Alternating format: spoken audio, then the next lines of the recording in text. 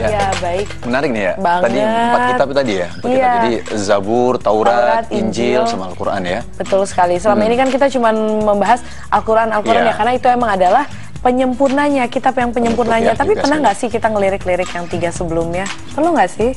Aku kurang tahu deh kalau itu. Makanya langsung saja kita saksikan tayangannya berikut ini.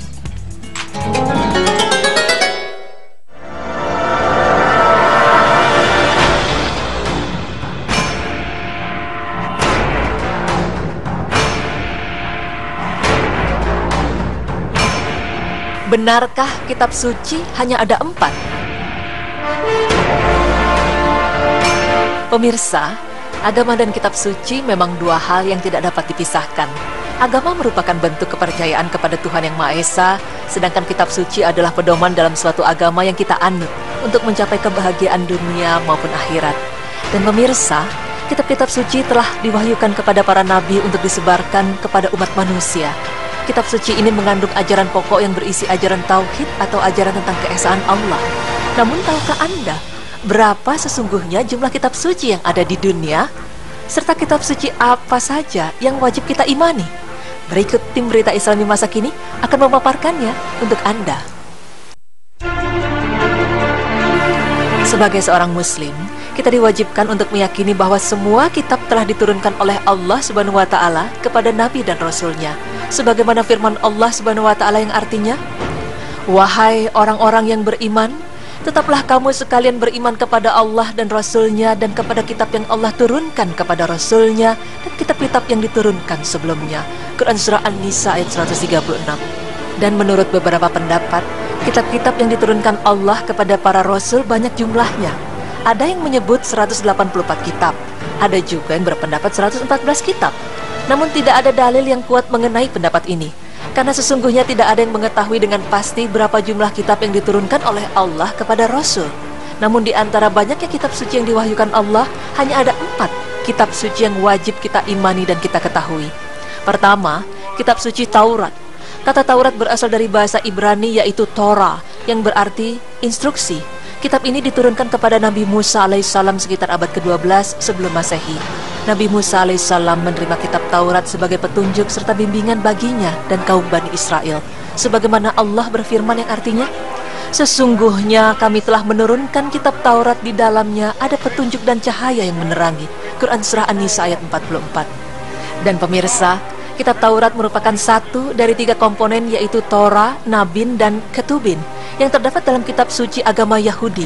Ini juga kerap disebut Biblia, Alkitab, yang belakangan oleh kaum Nasrani disebut Old Testament atau Perjanjian Lama. Sedangkan untuk isinya, utamanya terkenal dengan 10 hukum atau 10 firman yang diterima oleh Nabi Musa di Bukit Tursina. 10 hukum tersebut berisi asas-asas keyakinan dan kebaktian. Di antaranya, hormati dan cintai Allah satu saja, sebutkan nama Allah dengan hormat saja, kuduskan hari Tuhan, hari ke-7 atau hari Sabtu, hormati ibu bapakmu, jangan membunuh, jangan berbuat cabul, jangan mencuri, jangan berdusta, dan jangan ingin memiliki barang orang lain dengan cara yang tidak halal.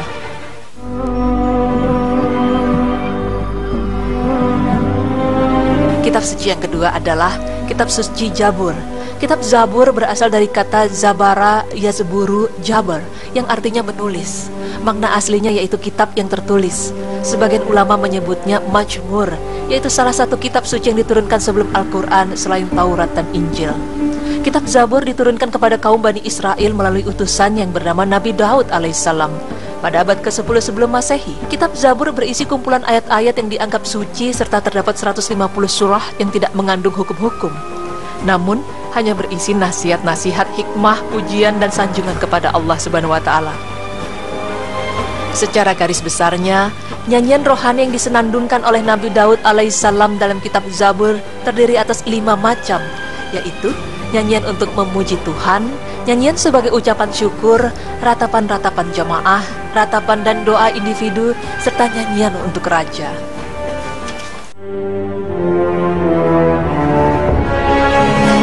Kitab suci yang ketiga adalah kitab suci Injil.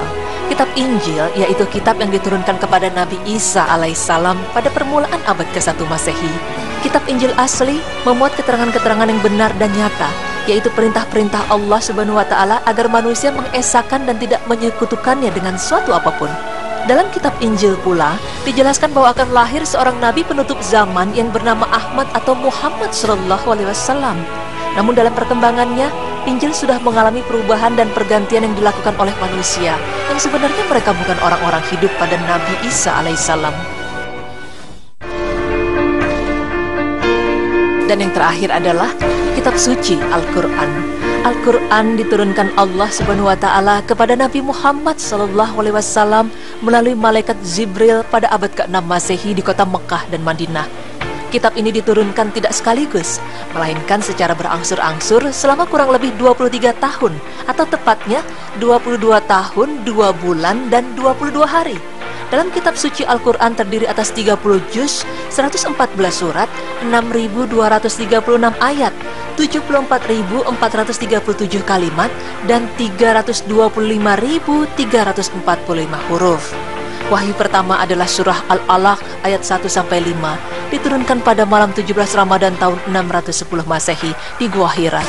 Dengan diterimanya wahyu pertama ini, Nabi Muhammad Sallallahu Alaihi Wasallam diangkat sebagai Rasul, yaitu manusia pilihan Allah Subhanahu Wa Ta'ala yang diberi wahyu untuk disampaikan kepada umatnya.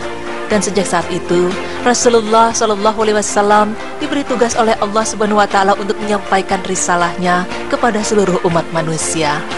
Dan pemirsa, wahyu terakhir adalah surah Al-Ma'idah ayat 3. Ayat tersebut turun pada tanggal 9 Zulhijjah tahun 10 Hijriah di Padang Arafah. Ketika itu beliau sedang menunaikan haji wada atau haji perpisahan. Dan beberapa hari sesudah menerima wahyu tersebut, Nabi Muhammad Sallallahu Alaihi Wasallam wafat. Al-Quran yang diwahyukan kepada Nabi Muhammad Sallallahu Alaihi Wasallam menghapus sebagian syariat yang tertera dalam kitab-kitab terdahulu dan melengkapinya dengan tuntunan yang sesuai dengan perkembangan zaman. Al-Quran merupakan kitab suci terlengkap dan berlaku bagi semua umat manusia sampai akhir zaman. Di dalam ajaran Al-Quran berisi akidah, syariah, muamalah, akhlak, janji dan ancaman serta tarikh atau sejarah umat yang lampau. Sebagaimana Allah berfirman yang artinya, "Dan kami telah turunkan kepadamu Al-Quran dengan membawa kebenaran, membenarkan apa yang sebelumnya, yaitu kitab-kitab yang diturunkan sebelumnya, dan batu ujian terhadap kitab-kitab yang lain itu.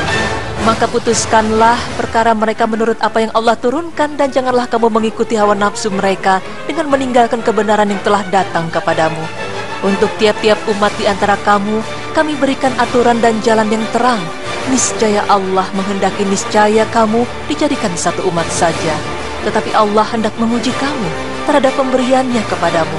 Maka berlomba-lombalah berbuat kebajikan, hanya kepada Allah lah kembali kamu semuanya." Quran Surah Al-Ma'idah ayat 48. Do you know what Islam is? It's a way of life for all. It is taught in the Quran for big and small. Pemirsa, demikianlah penjelasan mengenai kitab suci yang diturunkan Allah Subhanahu wa Ta'ala. Maka telah kita ketahui, jika benar adanya hanya ada 4 kitab suci yang diturunkan oleh Allah Subhanahu wa Ta'ala seperti yang tercantum di dalam Al-Quran. Dan ketiga kitab suci sebelum Al-Quran ini dianut oleh agama Samawi, yaitu orang-orang non-muslim yang telah diturunkan padanya kitab suci sebelum Al-Quran. Wallahu a'lam bishawab. A way of life, a way of life, a way of life, a way of life. Islam is a way of life, a complete way. A way of life, a way of life, a way of life, a way of life. Islam is a way of life, a complete way. Subhanallah, nambah ilmu lagi nih. Dan ternyata saya baru tahu tadi kalau di Injil itu yang aslinya dijelaskan bahwa nanti ada Nabi penutup yang bernama Ahmad atau Muhammad. Tapi sayangnya sudah ada perubahan-perubahan ya. Ya, memang. Tadi juga dijelaskan memang bahwa memang sebenarnya kitab yang diturunkan itu kepada para rasul itu ada sekitar 184 kepada rasul ya. Tapi masalahnya dalilnya itu nggak kuat gitu. Cuman kitab yang memang harus kita wajib untuk kita yakini adalah ada 4 kitab gitu ya. Tadi seperti disebutkan tadi ada Taurat, ada Zabur, ada Injil, dan yang terakhir ada Al-Quran.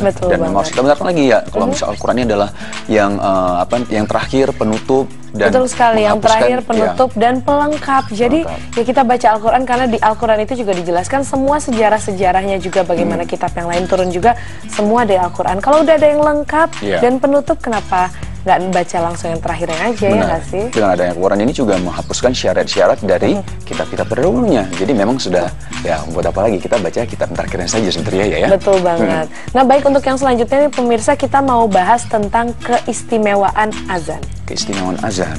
Seperti apakah istimewanya? Jangan kemana-mana, tetap di Berita Islami Masa Kini. Allahu Akbar.